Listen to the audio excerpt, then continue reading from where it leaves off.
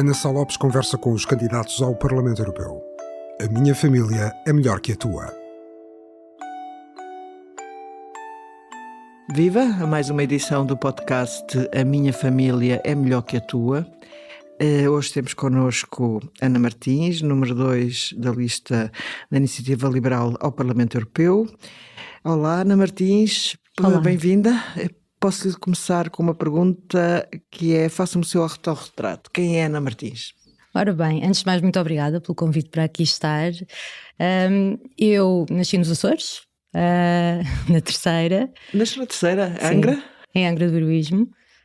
Saí de lá muito nova, fiz parte da diáspora, que foi para os Estados Unidos, mas também voltei nova. Portanto, vivo em Lisboa desde os 7 anos.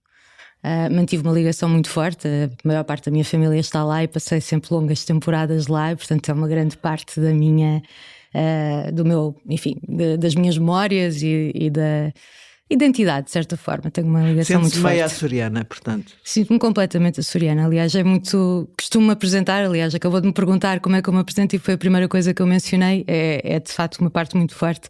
Acho que isto é, aliás, um traço comum a muitos açorianos.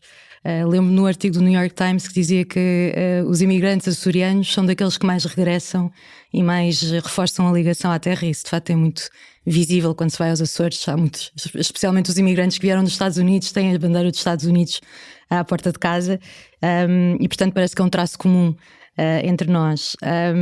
Enfim, estava eu a dizer, eu formei-me em Direito, depois resolvi não seguir para a advocacia.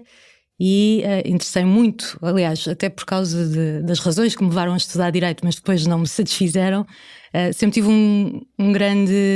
uma grande consciência de que tive muita sorte em nascer numa sociedade livre, num canto do mundo onde, especialmente sendo mulher, tinha igualdade de direitos e oportunidades.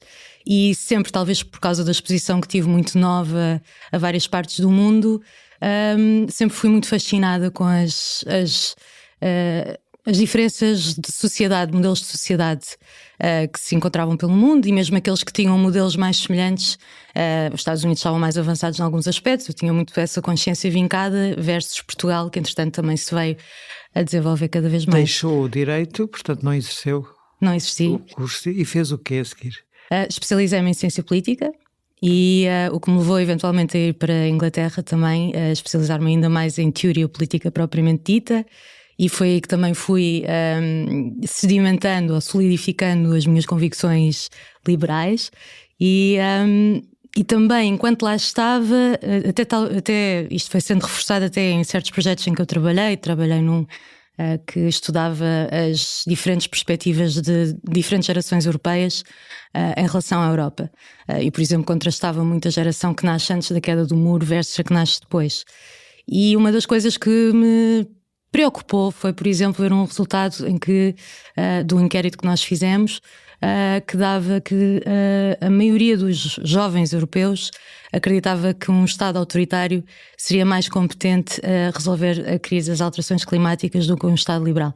E, portanto, este tipo de coisas, enfim, eu sentia que havia uma necessidade de, talvez demos o liberalismo por garantido e não houve o exercício suficiente de o atualizar às preocupações de hoje. E trabalhou em quê, concretamente?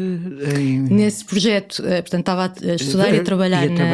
Trabalhar no projeto de Ciência Política. E, portanto, nessa altura estava ainda em Inglaterra, a Iniciativa Liberal estava a surgir em Portugal, estava a emergir sobre a liderança de Carlos Guimarães Pinto.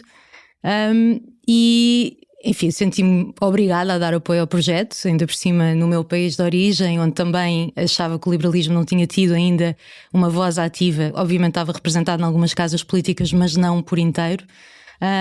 Não estava com intenções de me juntar ao partido, nem de seguir vida política, mas comecei por mostrar o meu apoio e encorajamento e acabei por sendo desafiada e eventualmente assumi funções no partido. E aqui estou. A Europa, a NATO, muitos países da Europa, a NATO. Agora o presidente americano defendem que as armas ocidentais sejam usadas para atingir alvos russos. A IEL está de acordo com esta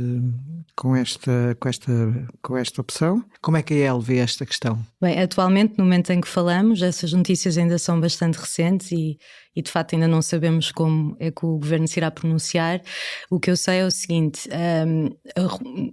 tem de haver uma forte dissuasão aos avanços da Rússia, não é?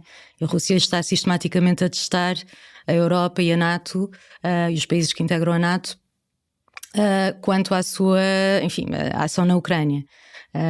E tal como, aliás, em declarações recentes do presidente Macron, que até também geraram alguma polémica, porque ele falou na possibilidade de termos boots on the ground na Ucrânia eventualmente, e isso preocupou, também me preocupei quando vi essas declarações inicialmente, mas depois vi mais atentamente a entrevista e vi que o que ele queria dizer era a Europa não pode estar a sinalizar à Rússia que tem limites na sua intenção de assegurar a defesa da Ucrânia, não é?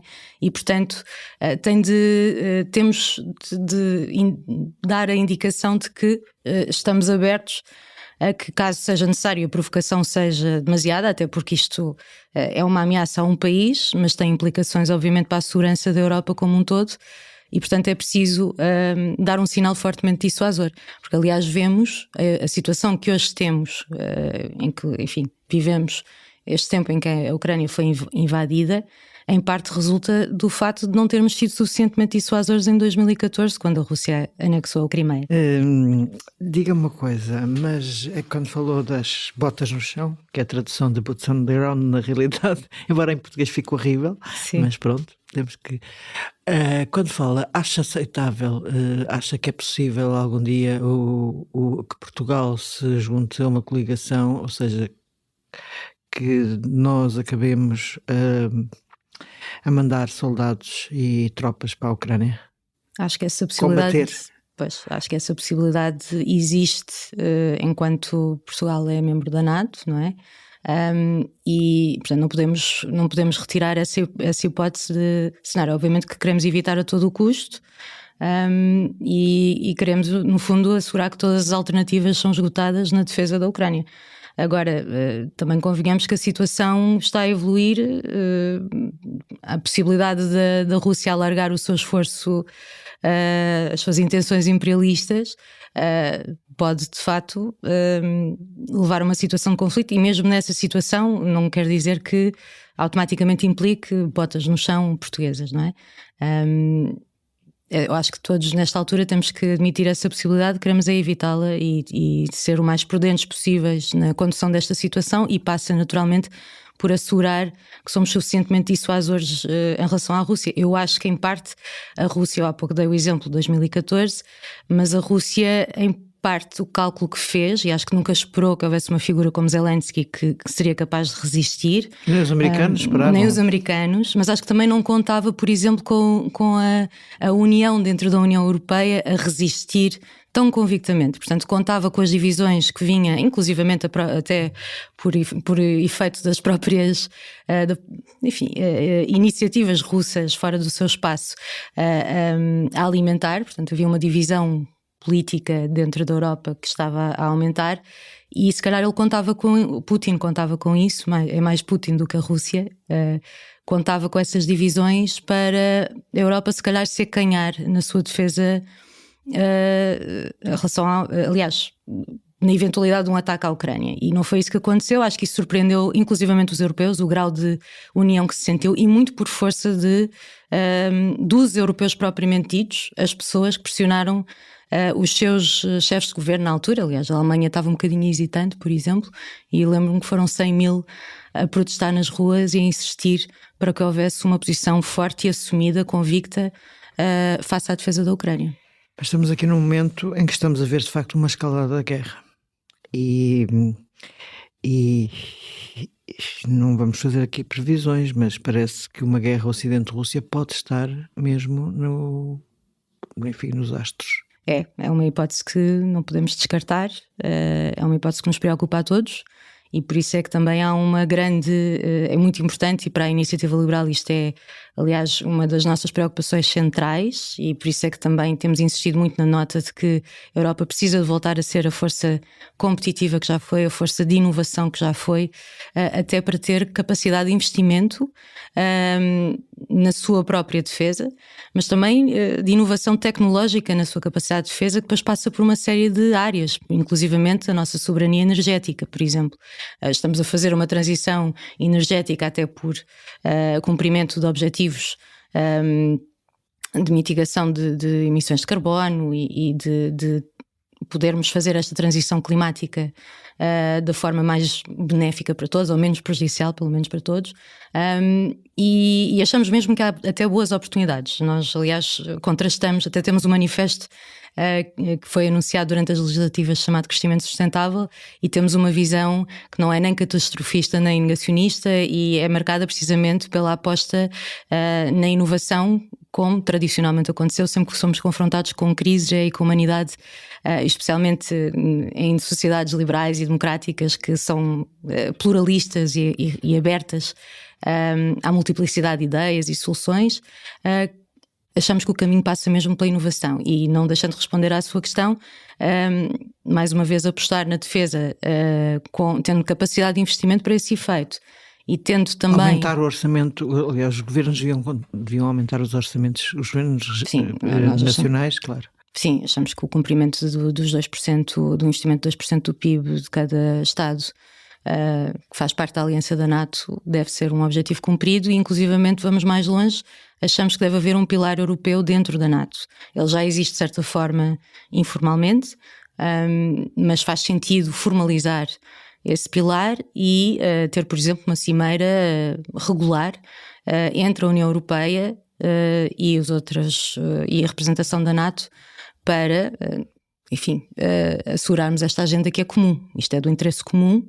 Também defendemos, por exemplo, em matéria de política externa, que passemos à regra de maioria qualificada, em vez do princípio da unanimidade, que mantemos para outras matérias, nomeadamente fiscalidade. Para nós é importante que isso se mantenha, mas em matéria de política externa, que às vezes exige, como temos visto na aplicação de sanções, uma maior celeridade para ser eficaz, quando há uma evidente vontade e de interesses comuns que partilhamos em matéria de segurança, defendemos maioria qualificada. Mas a Guerra Fria, que foi um momento de grande ódio entre o Ocidente e a União Soviética, foi marcada pela contenção. Apesar de tudo, conseguiu-se com sabe Deus como, porque havia de facto uma grande oposição entre os dois blocos. Agora já não são dois blocos, não é?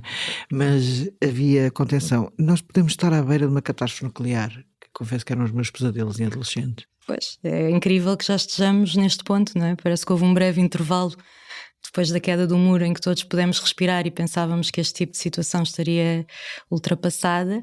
Nunca, enfim, de facto há o argumento convincente de que foi precisamente o armamento nuclear que acabou por assegurar a paz, porque era de tal forma dissuasor que esse acabou por ser o resultado, não é? E agora fica a questão se mantém suficientemente dissuasor, até por causa da própria evolução da tecnologia desse armamento, que agora pode ter efeitos mais contidos. Sim, tinha ameaça de atacar a Ucrânia. E portanto, esse é um receio que todos temos. Eu também me deixa bastante angustiada, e acho que a única resposta é mesmo mostrarmos que estamos preparados e não mostrarmos que estamos, enfim, receosos de tomar as medidas necessárias para nos defendermos. E uma coisa, Ana, a Europa não é já suficientemente liberal para o seu gosto? Eu acho que a Europa já foi mais liberal. Acho que a Europa, sem dúvida, é um projeto liberal. Acho que é alicerçado, e muito do seu sucesso se deve aos seus alicerces liberais. Aliás, até por causa do assunto com que a nossa conversa começou, se nós pensarmos bem, até estamos num momento idêntico àquelas que foram as raízes da Europa. Foi precisamente, ainda estávamos no tempo da Guerra Fria, foi precisamente para assegurar um mercado operacional, para assegurar também cooperação entre os países em matéria de energia e de defesa, que as raízes daquilo que veio a ser a União Europeia foram lançadas, e nós estamos num momento semelhante agora, não é? Mas a questão era se a Europa não era já suficientemente liberal. Acho que sem dúvida o projeto é informado, o projeto liberal assenta em princípios liberais. Acho que o seu período mais bem sucedido foi enquanto foi mais liberal no sentido de aprofundar o mercado, ou quando esteve mais focado em preocupações liberais de assegurar o aprofundamento do mercado único. Nós entendemos que hoje em dia ainda pode ser mais aprofundado, achamos que o potencial do mercado único está muito aquém daquilo que poderia ser, tendo em conta que a Europa tem atualmente 450 milhões de habitantes, por exemplo, os Estados Unidos têm 340 milhões, e com 27 diferentes jurisdições nós não tiramos todo o proveito deste mercado. Isto dito, aliás vemos a Europa em tempos foi campeã da inovação, foi campeã de investigação, foi líder numa data de áreas científicas, culturais também, e tem perdido esse legado em tempos mais recentes. E, portanto, parece que ultimamente a Europa orgulha-se mais nós damos o exemplo, por exemplo, da inteligência artificial, não é? A Europa está muito orgulhosa da sua regulação da inteligência artificial, que é sem dúvida uma matéria, enfim, é uma tecnologia de tal modo imprevisível que de facto temos que estar atentos e deve-se regular, desde que isso não impeça também inovação nessa área. Mas lá está, não nos podemos só orgulhar de regular a inteligência artificial sem contribuir, sem ter algum contributo, ainda por cima porque a Europa gera muito talento, tem condições para educar, enfim, de educação, e tem a nível universitário tem uma oferta muito vasta, que é até atrativa para outras pessoas de outras partes do mundo, e no entanto poderemos estar a formar pessoas que entretanto se calhar poderão ir dedicar os seus talentos noutras partes do mundo que são mais competitivas e mais atrativas, e temos que ter capacidade de reter esse talento, porque temos decisões importantíssimas pela frente. Este mandato, aliás, vai ser marcado por essas decisões. Temos a transição climática, temos a questão da inteligência artificial que eu agora falava, que vai exigir também, não é só a nível tecnológico, vai exigir mesmo a nível de pensamento político e social, porque vai haver uma revolução laboral resultante destas tecnologias, e portanto há muita solução que precisa de boas cabeças e pessoas competentes, especializadas para resolver. A Europa em tempos foi isso e tem de voltar a ser, para fazer face a estes desafios. Ana Martins acabou de nos contar que é açoriana e seguiu uma tradição açoriana, que é ir para a diáspora nos Estados Unidos, ser imigrante na realidade. Qual é a posição da IEL, que sempre foi muito favorável à imigração, aqui em Portugal, mas agora na Europa o que é que defende? Revê-se no pacto que foi aprovado? Muito bem, sim, somos favoráveis à imigração e já agora independentemente da condição social, portanto há algumas, por exemplo, da parte de alguns partidos de esquerda, houve algumas propostas no sentido de limitar, por exemplo, a aquisição de habitação em Portugal de pessoas de nacionalidade estrangeira, e depois temos obviamente o discurso de extrema-direita, que é estereotipa e altamente discriminatório de imigrantes. Portanto, para nós somos abertos a todo tipo de imigrantes, independentemente da sua condição social, e isso é mesmo para nós um dos ideais centrais que defendemos enquanto defensores de uma sociedade livre e aberta. Agora não podemos deixar de reconhecer que é preciso, também somos defensores do Estado de Direito, que as regras não sejam letra morta, até porque quando são letra morta podem incentivar organizações criminosas e que abusam ou que violam direitos fundamentais, direitos humanos, independentemente da origem das pessoas, são direitos internacionalmente reconhecidos, e portanto temos que nos consciencializar que a Europa em geral já tem uma crise há muito tempo, que se começou a acentuar sobretudo a partir de 2013, 15, não é? E que não tem conseguido resolver, não tem conseguido ser suficientemente dissuasora destas organizações que parecem aumentar o caudal de migrantes a cada ano que passa, ainda por cima com a instabilidade cada vez maior no Médio Oriente, e pelo mundo todo, não é? Porque sente-se que o mundo está a mudar muito rapidamente e que forças como a China e a Rússia também exercem a sua influência noutras partes do mundo, e isso tem tudo impacto nos fluxos migratórios. E portanto achamos sim que é um passo importante que foi dado este pacto. Acho que há muitas melhorias a fazer. Críticas têm sido feitas ao pacto, sobretudo da parte de organizações dos direitos humanos. De direitos humanos. A mim preocupam-me e, portanto, são coisas que têm de ser melhoradas e há caminho para fazer isso. Acho que isso é bastante reconhecido entre as partes que negociaram o acordo, mas tínhamos que ter um ponto de partida e era importante fazê-lo antes destas eleições europeias, porque havia o risco de agora nos apresentarmos a eleições e basicamente dizer aos europeus de cada Estado-membro: ainda não conseguimos fazer nada quanto a este assunto, não é?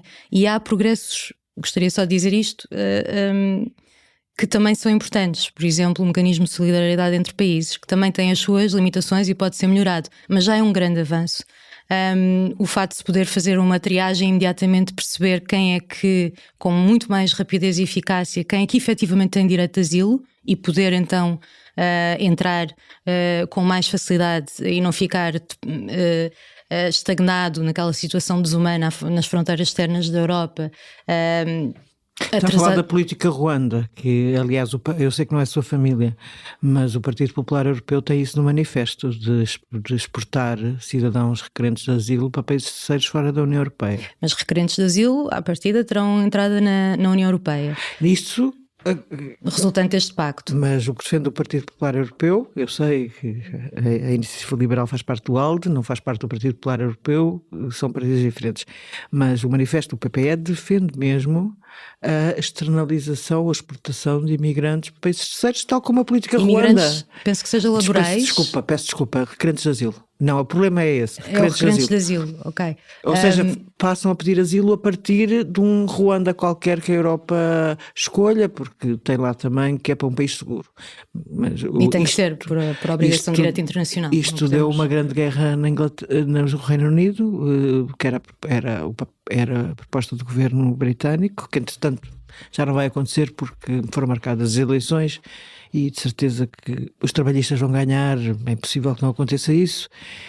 E muito provavelmente irão, sim. Sim, é difícil, tendo em conta as sondagens, tendo em conta os anos de poder, o ciclo político, exatamente. E eles, pelo menos os líderes trabalhistas já disseram que iam acabar com a política Ruanda. Agora, quer dizer, se por eventualmente no Reino Unido ela não avançará segundo as últimas notícias, ela vai acontecer na Europa. Está de acordo com isso? A política Ruanda, entre aspas, claro, vai acontecer na Europa. A Europa vai mandar os requerentes de asilo para outro sítio. Para outro sítio fora da União. Sim. Existe uma política com migrantes de trabalho, não é? Que aparece, que vão... escapa-me agora a expressão. Acabam por chegar às fronteiras externas europeias à procura de trabalho e muitas vezes requerem asilo e depois não cumprem os requisitos, não é?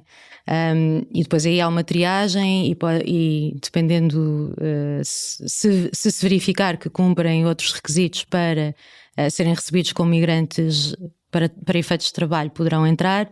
Se não forem, serão deportados e poderão ir para países que de facto são considerados seguros.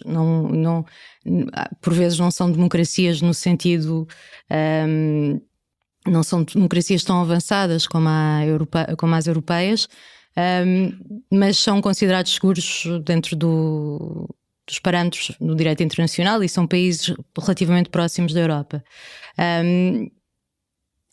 Não é uma situação perfeita, não é de toda uma solução perfeita. Mas admite apoiar a política Ruanda? Não, do PPE? Não estou...